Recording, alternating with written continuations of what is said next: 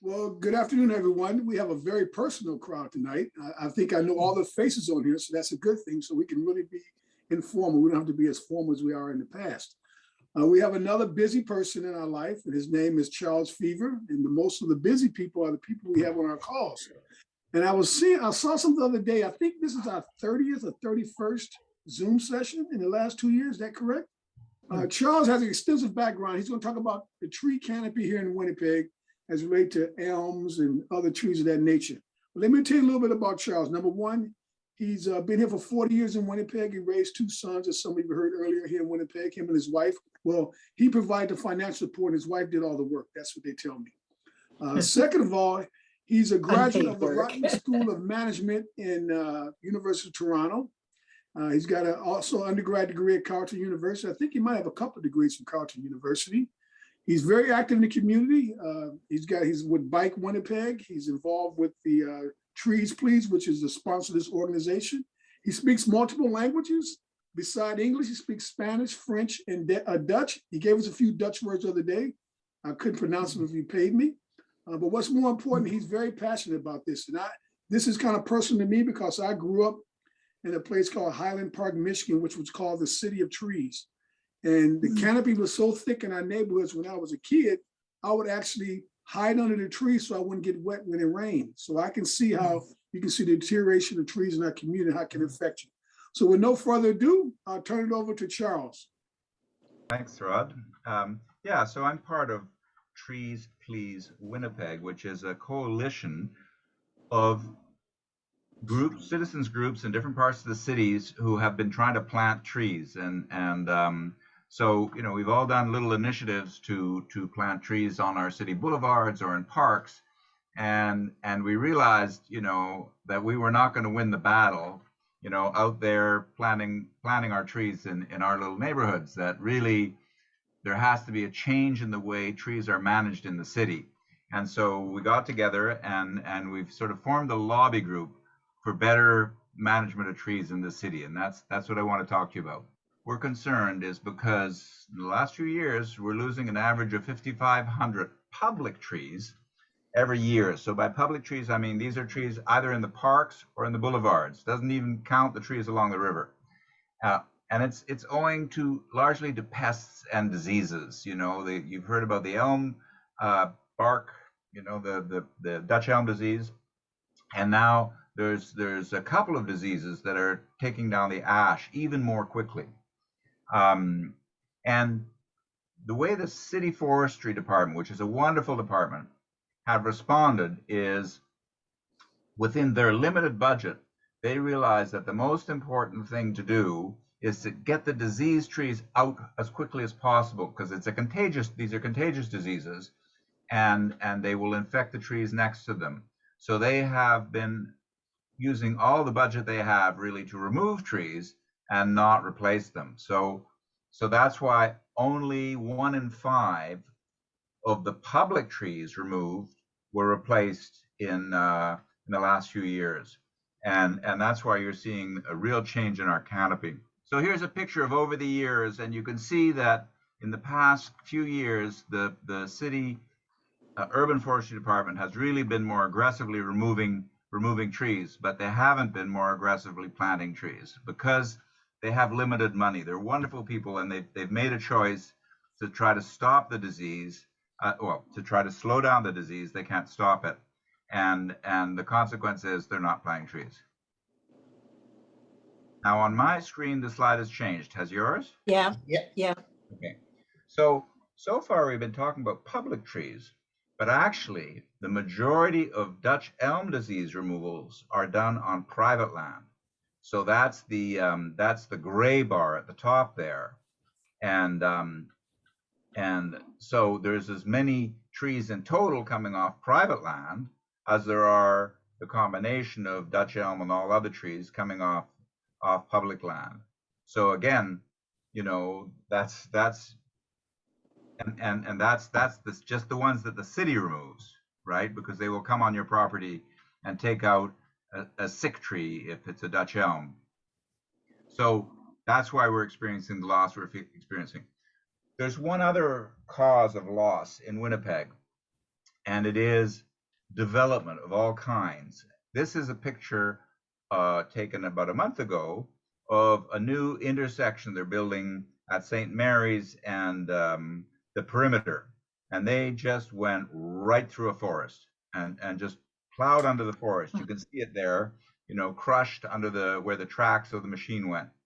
And on a smaller scale, developers who want to do infill and so on will take out mature trees to make room for additional building space. And it's called site preparation, and we lose an enormous number of trees to site preparation.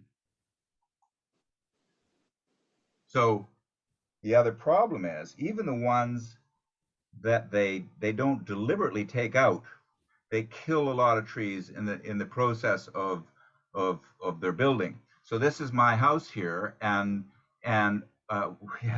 we had somebody come buy the neighboring house, which was a lovely 100-year-old house, knock it down, and build a new house there. And unfortunately, they hired somebody who had who really had no clue of building in the city. This person came from the suburbs, and they dug right out to the edge of the lot to make room for, so that they could build their basement structure easily. And so they came within a foot or two of 8 mature trees, a combination of elm and oak, and they killed them all just by cutting the roots that close to the trunk of the tree. And but that's quite typical. People, you see construction companies, sometimes they put boards around the tree, but they still drive over the roots, and which trees can't take. Whereas in other areas, they, like the example on the left, they set up tree protections areas around every tree in a construction zone so that people can't drive over the roots. And we don't have that yet here. This is a picture of in England, and in England they've done something interesting that I wish we could have here. Is they've sort of forced a code of ethics on the construction companies, and it's a code of ethics in relation to the natural world, so the environment, and also pollution and noise, and so it's how they deal with the community they're working in, the neighbors and so on, and it's also how they deal with their workers. And the way they've made this happen is they've simply said, look, construction industry, develop a code of ethics that we agree to, and we will only provide government contracts to people who agree to that code of ethics. So they didn't have to pass a law to make this happen. They simply said, if you want a government job, you have to agree to a code of ethics that respects, nature, neighbors, and your workers. And it's been, it's made a difference. It's made a difference. So the city is in a process of doing a strategic review of their forestry program. So they brought in outside experts who have experience all around, presumably North America and beyond, and a good team. And one of the first things that team produced was a state of the urban forest report. And it unfortunately, what it said was that the city's only lost 1% of its canopy, and that makes it sound like nothing. And so we were very surprised when we saw that, and we realized that it's some sort of average, but it's certainly not what you and I are experiencing around our homes, and it's certainly not what we see in the tree counts on public property. So something else got in that changed the average, because they did their study by comparing photographs, aerial photographs of the city, of the entire city over time. And but it's a very different story. I want to show you what it looks like at the ground level. So here's the change in tree counts. And for instance, River Heights, the top one, in 2015, it had 30,742 public trees that were in the city's database. And by 2021, so 6 years later, it was down 5,000. And North Kildonan, likewise, down 5,000. And so there's been a real decline in many neighborhoods. I can show you more visually what it looks like too here. So here's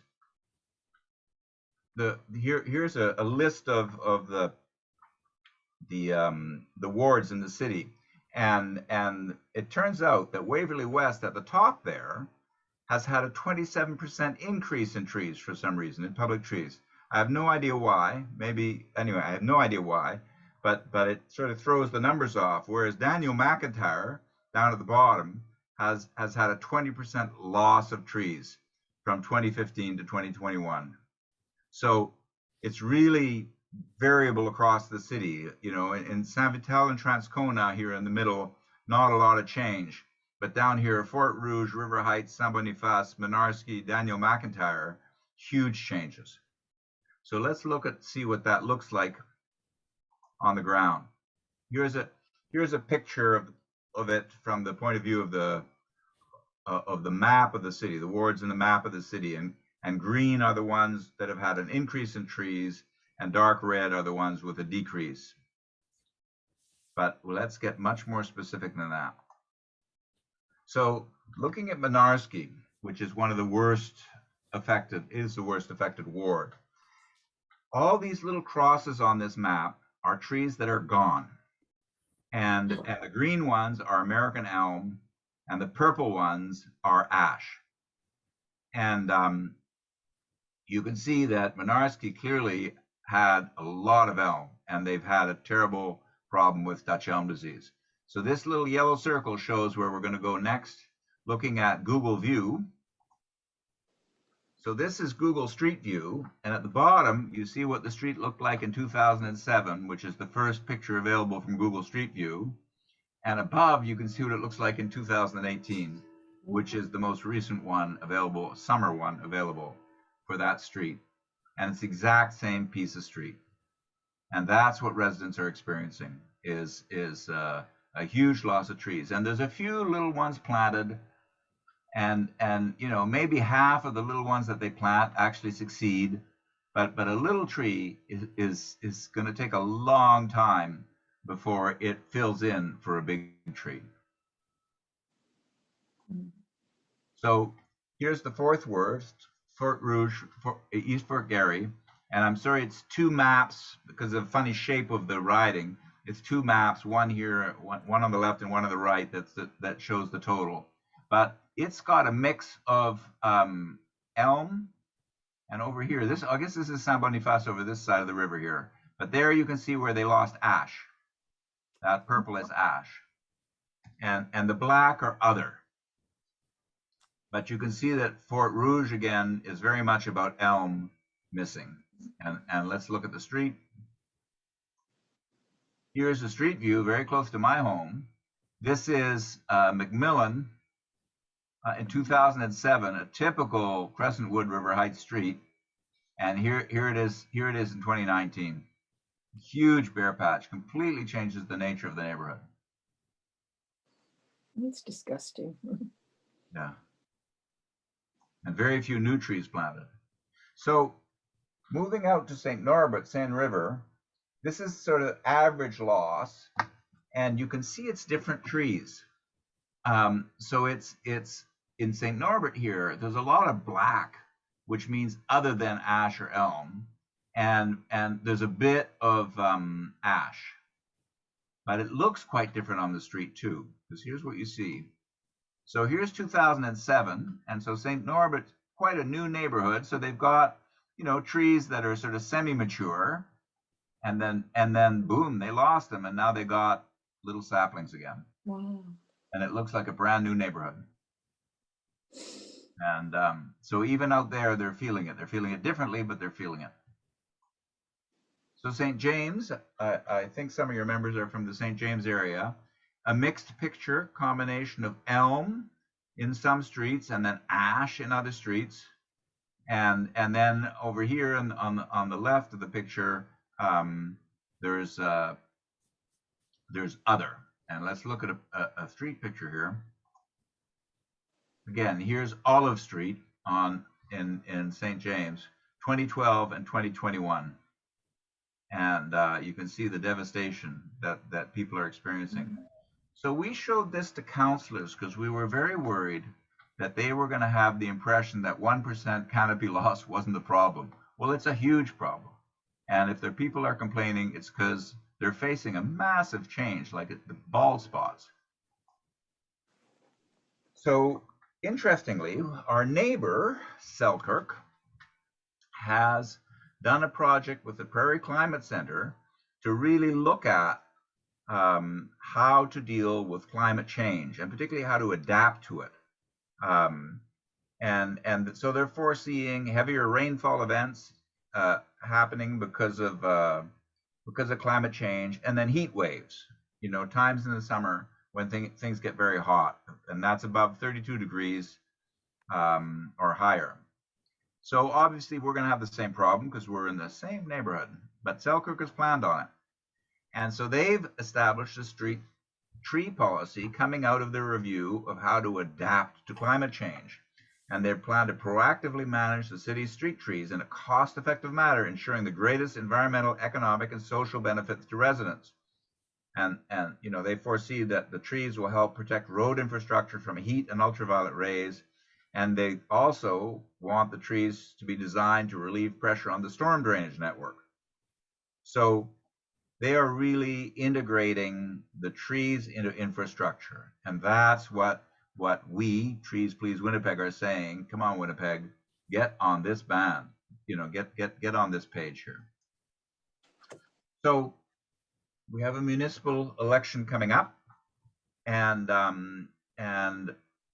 we're setting out to encourage candidates to be serious about trees, and then encourage voters to you know, really think about what kind of result they want in terms of trees and natural infrastructure when they choose their candidates. So what we're asking is invest now in climate change prevention programs. The city has been dabbling on this, as has Manitoba. We have a terrible record for actually action on climate change, and it's time to get off, you know, the talking about it and into doing things, and particularly to invest now in natural climate change mitigation, and that's where the trees fit in, and to take trees out of the city's operating budget and put them in the infrastructure budget, because they manage that quite differently, and they can get federal assistance on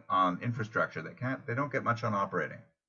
And you know, once they're classified as infrastructure, protect them from damage like you do anything else, and maintain them. And by maintaining them, they're already doing the job of removal, which is critical. But if they had the money and they could do the pruning, which they're supposed to do, they know they're supposed to do, but they don't have the funds for, they could prevent two things. One, it reduces the chance of trees getting sick, and two, it reduces the chances of trees being damaged by an early snowstorm like we had a couple of years ago. We had a much worse damage from that snowstorm than did cities who have a proper pruning cycle. And again, the forestry department knows they're supposed to prune, but they've really focused, you know, on the priority of using what money they have to get rid of diseased trees. And I do want to say that both at the city level and at the provincial level, the forestry officials are first rate and they know what they need to do. The problem is at the elected level, the leaders don't see this as a spending priority, and that's presumably because, you know, they look at us voters and say, oh, we're more worried about potholes than we are about trees. And so that's why we're very much focusing on this upcoming council election. And again, you know, when the provincial election comes up, same thing. We've really got to get the leaders to change the message and priorities so that, you know, the officials can do what they know they have to do. So protect the trees, maintain them, replace the missing trees, and plant more where they will help, because there's lots of places which currently don't have trees where it would help to have trees to reduce the heat island effect, to improve, you know, absorption of water as well. And then the final thing is to move beyond just dealing with the city's trees as infrastructure, but to move towards protecting trees on private property, because the trees on my lot help everybody else around me, and vice versa. The trees on my neighbor's lot, the one neighbor who still has trees, help me. So in other cities there are stronger rules about what you can and can't do with your trees on your lot, and what you have to do if you do take out a tree in terms of making up for the loss of that canopy. And it's time that Winnipeg got on board that too, because we saw the enormous loss of trees on private property due just to Dutch elm disease, never mind to development. So that's our pitch. And if you want to be part of it, we have a website called treespleasewinnipeg.ca, where people can sign up, get a newsletter, and see these sort of efforts to communicate with elected leaders and be part of that. So that's my presentation. Time for questions. What do we have for Charles? I have a question. It's Charles, could I ask him? My son lives on a street that where it was Dutch elm disease. It was taken away, the tree on the boulevard, and I'd like to, as a birthday present to him, to buy a tree to put in there. And I know the city has a list of trees that that they support or think are the good ones to go in, but it's the long-term support of that tree. Like would the city come around then, like if even a private citizen bought the tree, and would they have their machinery to dig up the hole? Like, could we use their infrastructure to support the tree and water it over a period of time, that sort of thing? So here's the thing, is you can, in theory, you can't just plant on city property, but in reality, if what you're doing is helping the city, improve, their planting, they will look the other way, within the following rules. One is plant the kind of tree which they recommend, right? Because Yeah, they have lists. you have a list, and for instance, some other trees, the branches are too low, so when the branches go over the sidewalk, they hit people up the head. So they've picked trees for good reasons. Number two, you may not operate a piece of machinery in order to dig the hole, because of the risk of damage and lawsuits and so on. So you have to hand dig the hole, and it is highly recommended that you get a dial before you dig, to check that there isn't gas underneath there or something that you're gonna run into. So you're saying the city wouldn't come out and dig the hole for you? They're busy. No, Okay. it isn't. Interestingly, when it comes to planting the tree, the cost of the tree isn't the big thing. It is planting it and watering it. So Yeah. so for instance, what we ended up doing was we bought smaller trees than they would plant. So we bought a 15-gallon tree, which is a tree that comes in a 15-gallon bucket, basically. And that is one you can hand plant. Whereas when the city plants trees, they plant trees that are a little bit bigger, but you can't hand plant them. The hole is too big and the tree is too heavy. So get a 15-gallon tree. And the other thing we did was, when we planted in front of somebody's home, we only did so if they promised to water the tree. And so it is the homeowner who has to do that. The city just can't do that. And it is critical to water the tree in normal conditions, more or less weekly for 2 years during the summer season. And in drought conditions, keep going till the drought goes away. And so yes, it's wonderful if you do it yourself. Just when you locate the tree, it was interesting because when we did our project, because it was supported by the city thanks to our councillor, and we planted some 70 trees. The forester came, and when we would say, oh, we want to plant here, first thing he'd do is he'd look up, and if he saw open sky, that was one good thing, right? If he looked up and he saw the branches of trees, shading the area, he wasn't, that wasn't the first place he was going to plant, right? He wanted the new tree to have good sun. And then the other thing is he'd look up and down the street, and they don't want to plant very near to a light post because the tree will block the light. They don't want to plant near to an intersection because the tree will block the view of the intersection. So there's a few things like that you think about. But if you're basically replacing a tree, you can't put it right where the old one was because the new tree can't grow through the root structure of the old. But you could put it either side. Like 2-to-1 replacement is often a good idea. You could put it either side of where the tree was, as long as when you dig, you don't hit solid roots. And so highly recommended. And it's not that hard. The way we water our trees is just, fill a bucket, roll the bucket out in a wheelbarrow, dump the bucket, right? So my hose doesn't reach that far, and it's just easier to roll the bucket out. Mm-hmm. And it would be really great to do that and to encourage other people to do it. Actually, a good idea, and do it clandestine. You suggest? Yeah, but following the rules of the game, right? So yeah. Okay. Any other questions, comments? Yeah. Two things. We were fortunate to get new trees on our street, and so I've diligently been out watering over the summer. How much water would you give a tree? Would you know, a new young tree? Yeah, so the buckets you get from Home Depot and so on, they stand. The tall white ones. Tall and are they 16 inches round? I fill that one as much as I can and still roll it on the wheelbarrow. Dump that. That's a good load. Okay. Second.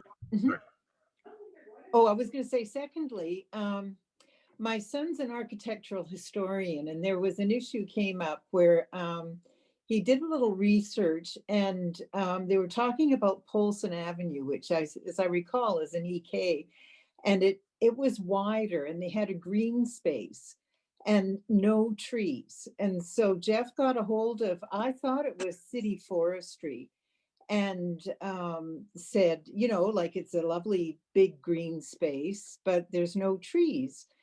And this person said, well, it's a playground. And Jeff said, well, kids like shade and parents and that. And bottom line is, this woman said, well, you have to live on Polson Avenue to make a request for trees. And he had also asked about purchasing a tree in memory of his dad. And she said, oh, well, you could just pick any tree, She was just incredibly unhelpful. And I said to Jeff, well, could you get her supervisor's name? And Jeff said, she was the supervisor. And it just seemed quite, maybe they're overworked and that, but it just seems like there should be a channel where people like Pat and Jeff, who want to actually purchase trees and care, to make it easier, like, rather than, it seemed like he was running into roadblocks. Do you have any people you could refer us to, helpful people? That's too bad, because we had good luck. The forester for our part of town turned out to be very helpful. Busy, and a little standoffish because we're amateurs and he knows what he's doing. But but he was helpful. I agree. I think there should be something. There is actually an organization called Please Winnipeg, which is the successor organization to the Save the Elms, right? Right. And it is a citizens organization that is sort of partnered with the city, and it's very much about planting trees and helping people plant trees. So I think the city is sort of possibly directing resources to them and saying, "You help people out. We're busy." I don't know, but Oh. you know, I think there's a bit of that going on, and but not enough of it. One Mhm. other There's thing. some comment in the chat section, just so we don't get off, we don't lose what was going on. Jean was responding to some information. I don't know if everybody can read their chats, but she says, read the trees the city will plant and maintain for 2 years if you work through the city. I believe the cost is about $800 for the tree, the planting, and the maintenance. Also, see if your neighborhood has a residents group working on trees. They work through the city. The experts replacement and ensure maintenance, both homeowners and contract city staff. We know where some of those are active.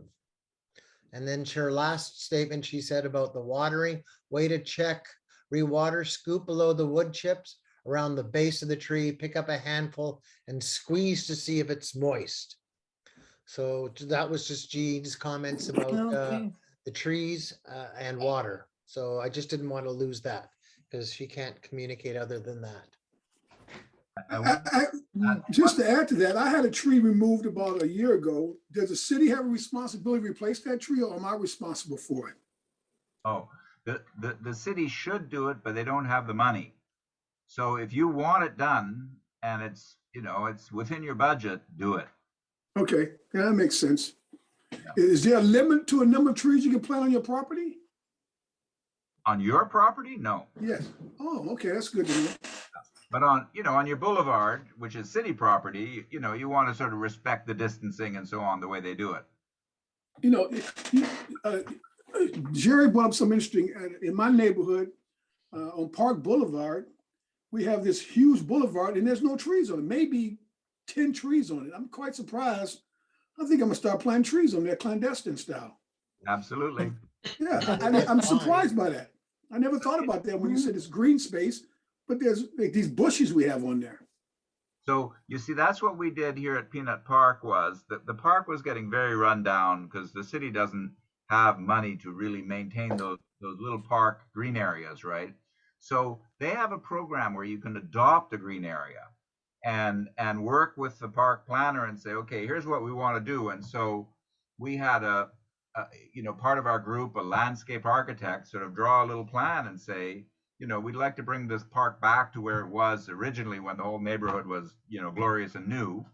And we got approval to do that as long as we found the money ourselves. And so over the years, we've planted 100 trees in that park, and you know, we've made beautiful flower borders and so on. And then they've come along and they fixed the playground and other things, and actually the path and stuff that you know. So now it's a very popular park, and people just love it.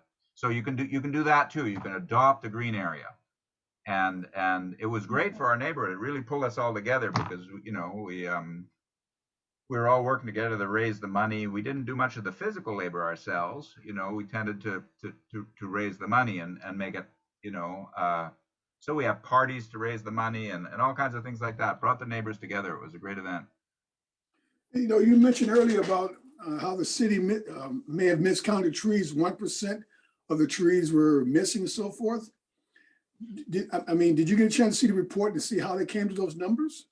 Yeah, that's where they used aerial photographs of the trees, and then they used a computer algorithm to say what portion of the city is covered by Canopy, and that's where they got the 1% difference. And you Well, know, the only thing I could think of how they come up with something like that, maybe they was counting the Christmas trees during the holiday season, because there's no way there's 1% of trees missing in our city. it's crazy. It's a bad number. One other thing I want to add is the other big enemy of small trees are snowplows. So Yeah. that is Yeah. why the city doesn't plant, you know, 15-gallon trees. They plant bigger ones that those snowplow drivers can at least see, because some of our trees nearly got buried this year. But what the forester said to us was, put in big posts, big wooden posts. So I went to an agricultural place, and I bought, you know, wooden fence posts that are 3 inches in diameter, and we pounded them in either side of the tree, and that helped you know, the snowplow people see the tree, but a little sapling in the middle of the boulevard, you have to do something so that the snowplow just doesn't plow it over. Yeah. Hmm. Any other comments, questions? Go ahead, Pat. Have you ever heard of the, I think it's called Miyawaki forest, tiny forest? Yeah, you have, because I'm very interested in doing one in my backyard here. And What exactly is that? What is that, Pat? it's based out of Japan. Well, he was a Japanese fellow that started. It was his last name, you know, and it's really found its way. Like it's all through India, I think, and other.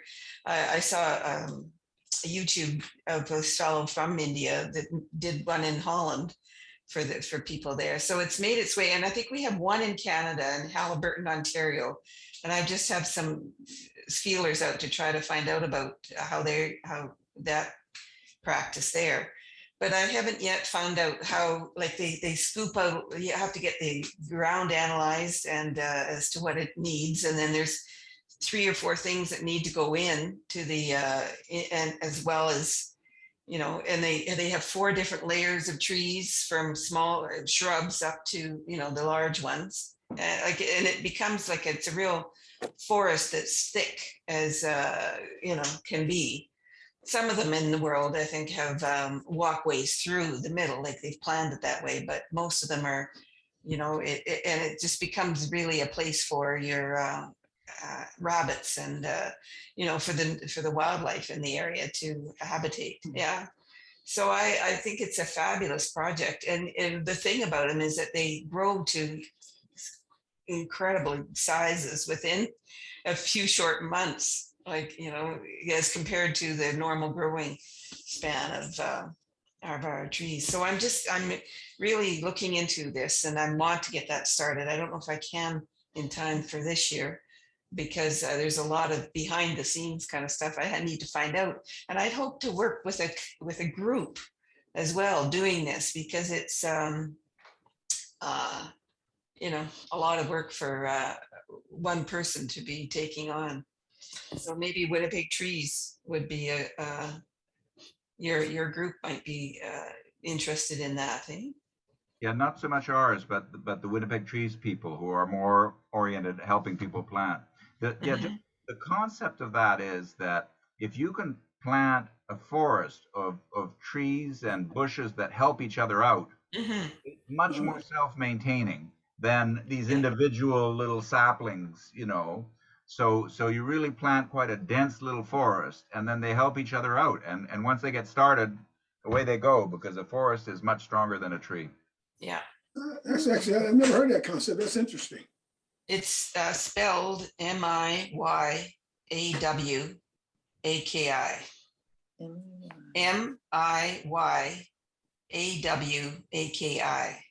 Okay. So just Google it and you'll get lots of information.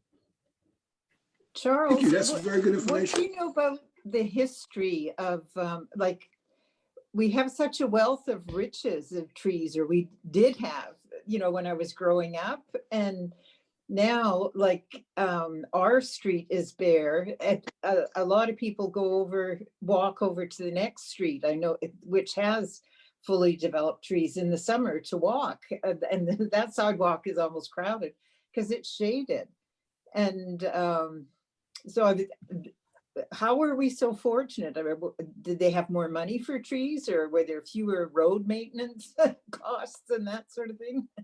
I think there's a certain amount of foresight. Now, I bike a lot, and somewhere on the other side, like south of Fort White, there is a display there about the elms in Winnipeg, and I can't remember the name of that neighborhood, but I came upon it, and it did explain, you know, that there were certain people who had the foresight and leaders that just said, you know, we need to do this, give us the money, and they did it, and Wow. that was the elm planting. Yeah. Yeah. And then didn't the mayor have that 1 million trees campaign that you talked about of trying to plant 1 million trees in Winnipeg? I think, Mayor Bowman. Yeah, but he didn't put any money behind it, so he's encouraging Oh, people okay. to plant trees. So it's not, Yeah. and he's not stopping people from plowing them down either. Well, one of our board members was saying there's a 3 duplexes going up behind her, and they cut down 12 trees. And I would really like to get involved in advocating or, pushing for a policy. So I guess it's pushing our elected councillors or candidates and that. But I mean, and I could write a letter to the editor, but it's shameful that they're allowed to do that. So, well, I feel a letter to the editor coming on, but it would be great to do more than that, somehow. Well, And I guess getting involved with your organization is one way. join Trees Please Winnipeg, because that's what we're about. We're about lobbying to save the trees and develop the trees as best we can. I know this is probably a difficult question, Charlie, but there's a guy, they call him Johnny Chapman. His name goes by Johnny Appleseed. What kind of impact did he have here in Winnipeg? Did he have an impact at all? I'm not aware of it. That was in sort of the Northwest US, wasn't it? Yeah, in Ontario. I just thought since we was right next door, we might have some kind of impact here. We're in quite a different climate here. I don't know that and it may be that what you see when you drive through the country and you see places where people built tree shelters, then within the shelters they would have planted their fruit trees. But the big tree movement here was, well, the city elms and then the tree shelters in the country that the federal government really encouraged farmers to build, to plant methodically tree shelters around their farmyards. And Okay. Did you know Val Worrier at all with the or the Tribune? I think he was with the Tribune originally.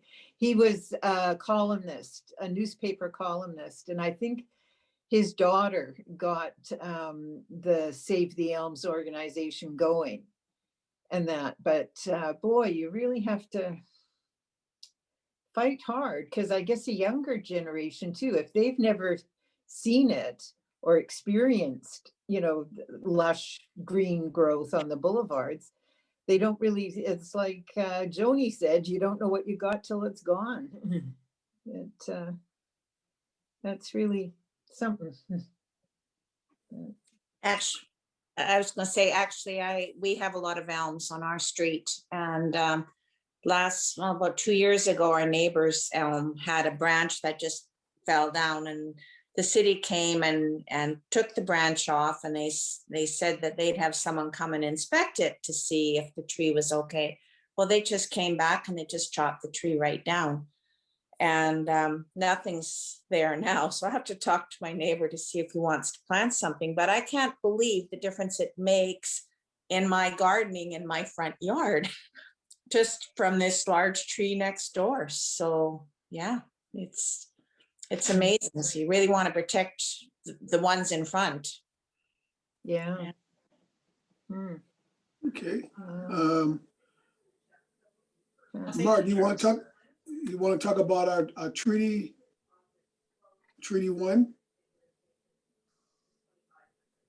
Oh, You Martin. want to mention our treaty one? We're on treaty one land. Oh, our land acknowledgement. Sorry. I missed that earlier. So hold on. That's why we're a fantastic team. Some days, hold. Martin, they call us. Yes, I'm sorry. We acknowledge that we live and work on Treaty 1 territory, the ancestral lands, the Anishinaabe, Cree, Dakota, Dene Cree, Oji Cree peoples, and the homeland of the Métis Nation.